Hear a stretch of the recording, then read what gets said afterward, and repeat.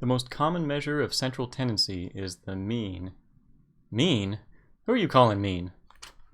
Oh, hello, and welcome. What is the tallest building at Mount Sac? The library. It has the most stories.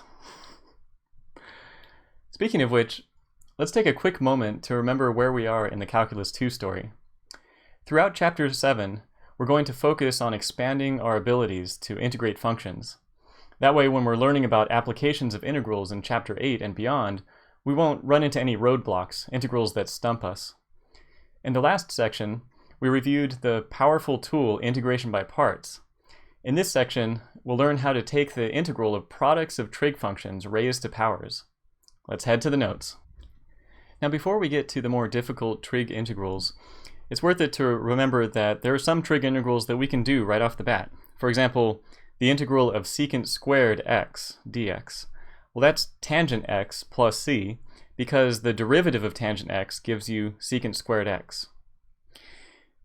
Similar for integrating cosecant squared x, or secant x tangent x, the integral of that would be secant x.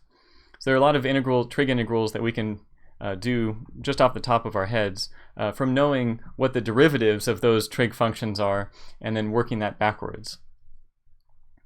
But for evaluating other trig integrals, we might need to use some trig identities first, and there's a little handy table off to the right that says know these trig formulas, and we'll be making use of some of these throughout our examples. So we'll head into example 1, which is the integral of sine cubed times cosine squared x dx. So what we're going to do is think about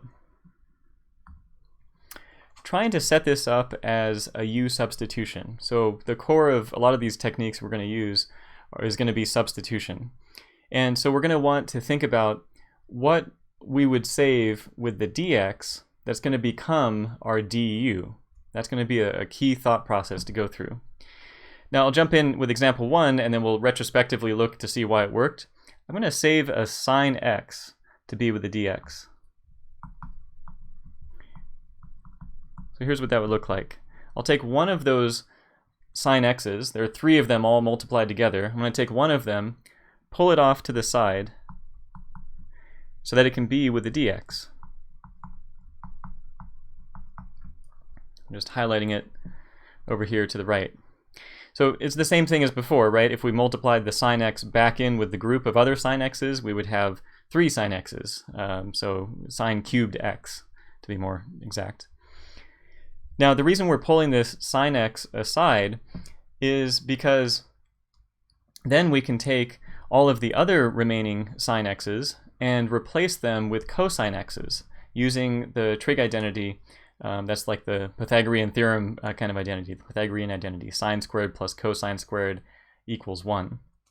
So we'll write that off to the side.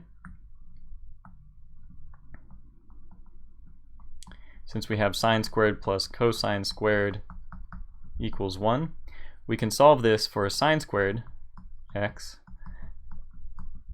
to get 1 minus cosine squared x. So we'll replace the sine squared x with 1 minus cosine squared x.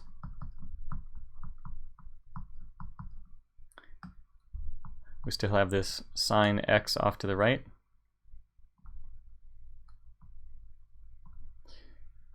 Switch over. Sine x dx. Now, the work that we've done in just these 2 moves is set us up for a substitution perfectly. What could we let u equal to at this point? If you said cosine x, that would be correct. Cosine x is perfect because the derivative of cosine x is negative sine x, and we see a sine x right there with the dx. So we see a function whose derivative appears with the dx. This is perfect for substitution. Let u equal cosine x. The du is going to be negative sine x dx. Now we don't have the negative symbol in front of the sine x, but that's okay. We can just take the negative, move it over to be with the du, and we're perfectly set up for our substitution. So now we've got 1 minus u squared times u squared, and then times negative du.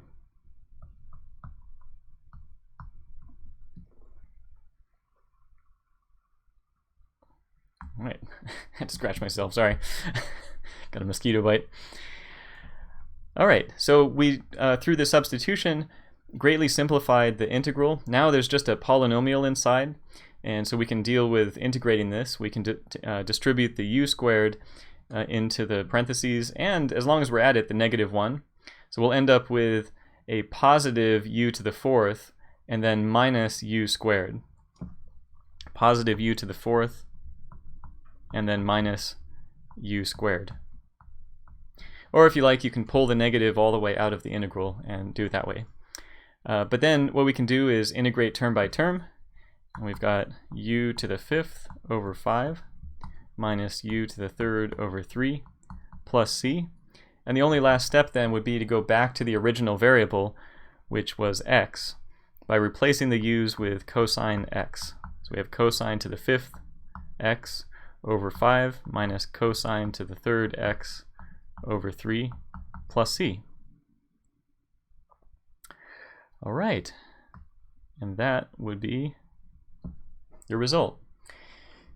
So we'll just take a moment to reflect on what we've done here. The motivation was when we see this odd power of sine. So one thing, backing up a second, we can convert any kind of even power of sine or even power of cosine into the other. Like, we can take an even power of sine and convert it into cosine.